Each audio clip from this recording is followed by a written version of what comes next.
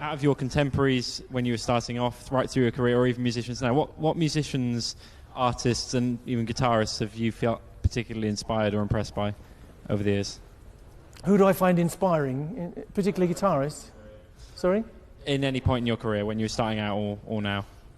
My heroes are still the same, actually, as when I was growing up. You know, as a teenager, I went to see Eric Clapton at Eel Pie Island and was blown away, you know, and I'm still blown away by the guy. He's very different these days from what he was, but, you know, there's a colossal talent there. And he was one of the torchbearers. He led Britain into rock music, really, which was the preserve of Americans until that time, along with the Beatles, you know, and I love the Beatles, I love Jimi Hendrix. I still absolutely fall at the feet of Jeff Beck, who I think is probably the most creative living guitarist. So it doesn't change. Thankfully, there's a lot of young people coming up who are also very good, you know, and I feel just the same. You know, I get an incredible thrill from working with any of these people, and I never get over that feeling of being a fan. You know, I love working with young bands as well as people who were my heroes when I was growing up. So I got to play the March of the Black Parade not long ago, you know, and that to me was a great thrill. I get to play with the Foo Fighters, you know, who could be my progeny for all I know. You know, and that's a thrill. It doesn't have to be people who are older than me to actually feel that feeling of respect and excitement.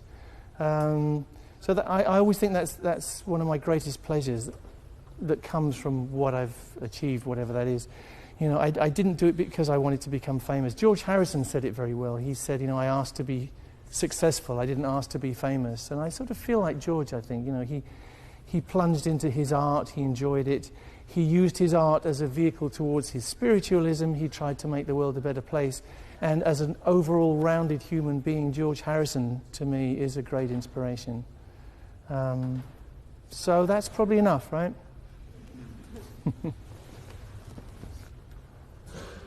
What was your favourite Queen concert to perform? Favourite Queen concert? Yeah. That would be very hard. I suppose Live Aid, because it was such a great confirmation to us that we actually did have something to say. You know, I think we were going through a little bit of a crisis of confidence, and we thought if we, you know, we'd been away recording and stuff, and we thought that having built up this wonderful show, you know, with the big lights, the big sound, the big show, the big drama and everything, we kind of thought that the show was us. In Live Aid, we had to go out there without the accoutrements. We didn't have our own light show, we didn't have our own sound. We went on in jeans and T-shirts and whatever, and it worked. The other thing was we weren't even playing to a Queen audience. We were playing to 100,000 people who had all bought their tickets before we'd been announced. So we were playing to the general public. And the feeling of going on at that moment was incredible. It was a real kind of a sort of testing time, I suppose. And it worked just great, particularly Freddie. We had a couple of unfair advantages because we'd already done football stadiums around the world. We kind of knew how to handle that situation. And we also had Freddie, who was a natural. Freddie just had that ability to make everybody feel part of it, even though they were at the very back of the stadium. I think everybody who watched Freddie, you know, young people who had dreams, felt that they could achieve their dreams because Freddie had achieved his. So I would say Live Aid. Now that we're firmly grounded in Queen, as it were, will we ever hear about what actually happened in the legendary Queen parties? You've heard it all already, haven't you? I don't think I can tell you. No.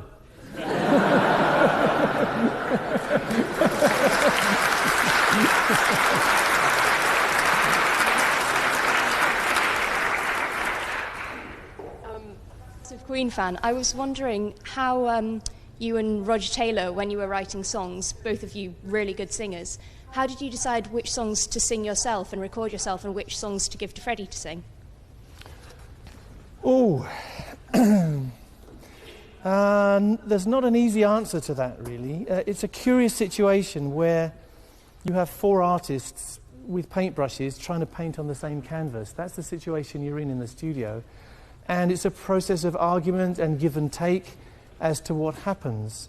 We had a kind of unwritten law between the four of us that the person who came in with the idea first would get the final say. But during the process of the development of the song and of the track, everyone would pitch in, and there would be kind of bloody arguments, to be honest. And then is the question of who sings it. Well, in the beginning, I think I was writing quite personally, and even having Fred around, I sort of felt there were certain things that I wanted to express in my own way. But as time went on, we realised more and more, and Roger's the same. Roger's a good singer, like you say.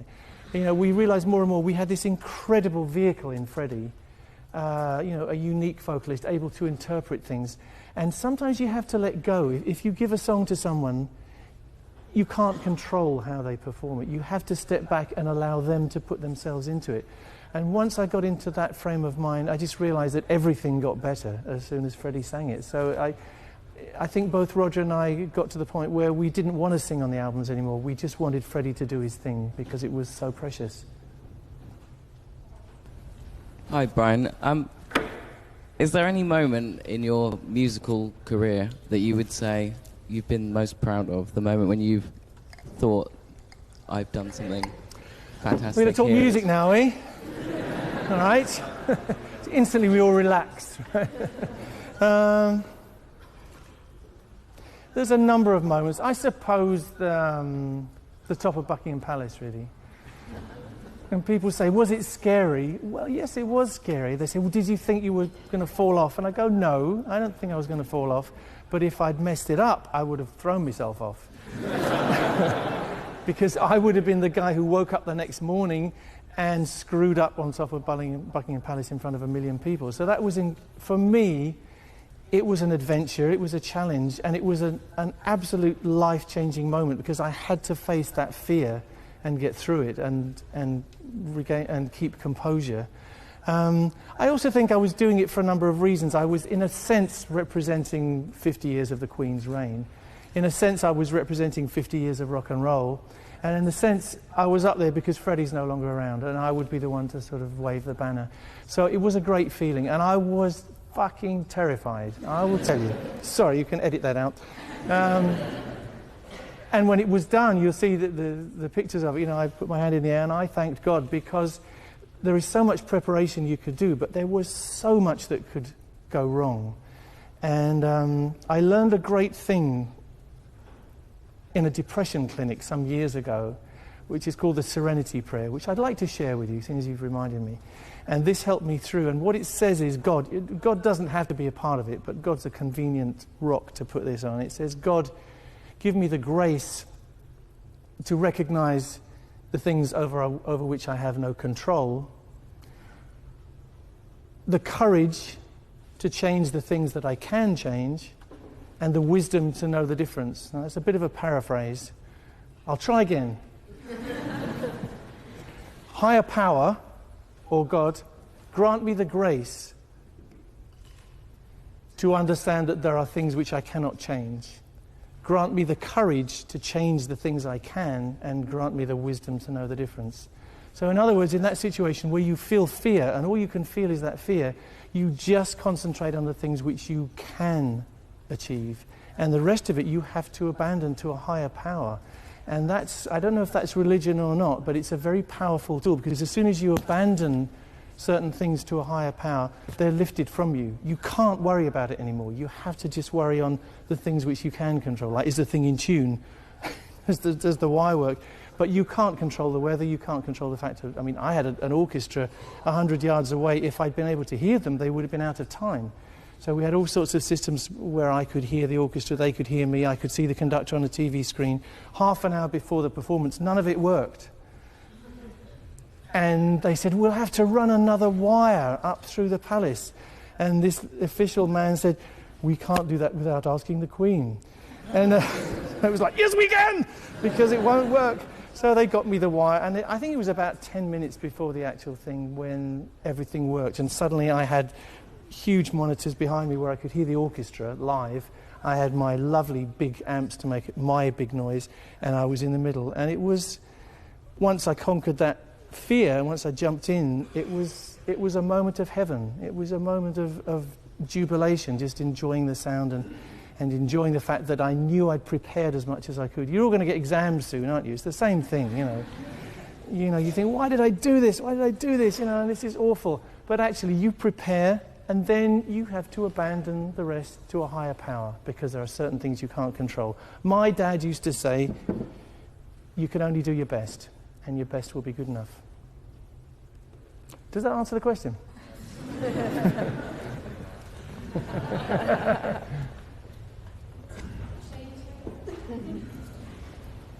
This could be the killer, isn't it? No, not very. Well, thank you very much for an amazing talk, Dr. May. Thank you. And I've just got a couple of questions about your musical instrument side. You're well known as a guitarist, but are there any other instruments which you would like to be able to play, or any other instruments that you do play? And also, my dad does own one of your guitars, and he absolutely loves it. Good. Well, regards to your dad, that's great. I would like to be able to play the piano better. I played a bit, and I used to play a little bit on tour as well, but I don't have that facility where I can sit down at the piano and play what's in my head. I can more or less do that on the guitar, but the piano is such a wonderful, graphic, polyphonic instrument that it would be great to have my fingers knowing what they were doing. Having said that, it's quite curious, because sometimes when you sit down at a keyboard and you don't know what you're doing, unusual things happen, and sometimes the unusual things are very interesting and inspiring, so it can lead you in a good direction. But I wish I could perform on the piano.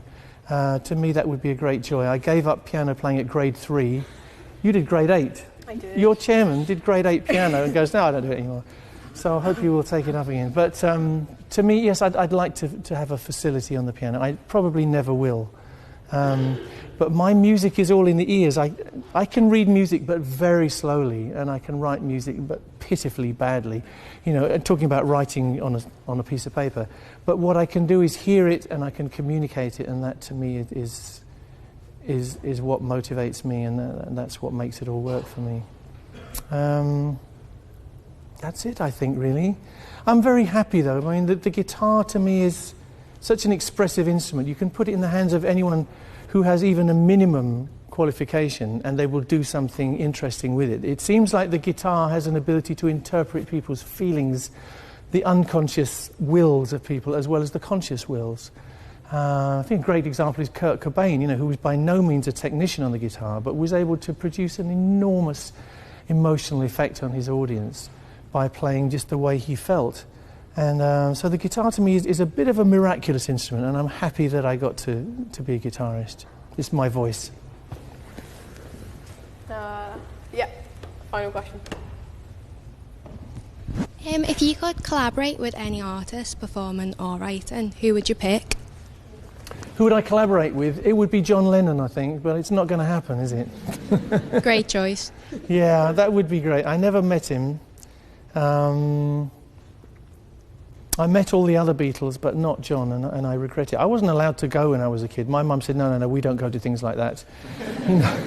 It's a bit sad, so I didn't get the opportunity to see the Beatles live, But to me, his music is so anchored to the soul and so blindingly honest. That's the kind of thing that I aspire to in music. I'm going to play at St Pancras Station on Friday, in aid of Tiger Tracks. Sorry? What about Jimi Hendrix? Yeah, Jimi Hendrix.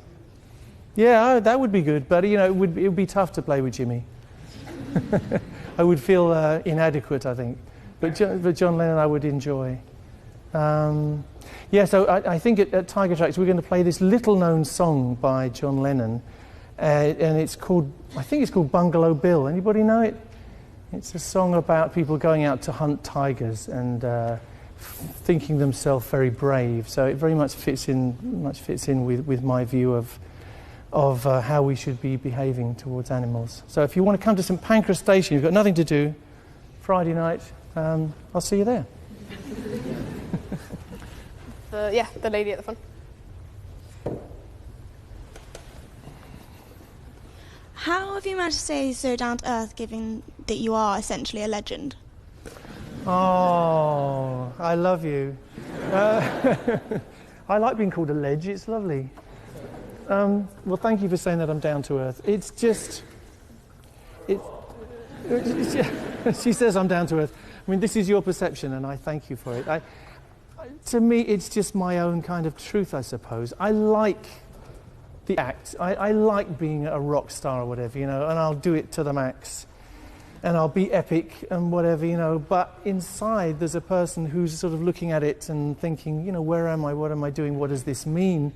And as time has gone on, I felt it more appropriate to reveal what I actually am. And it seems to help in the live situation.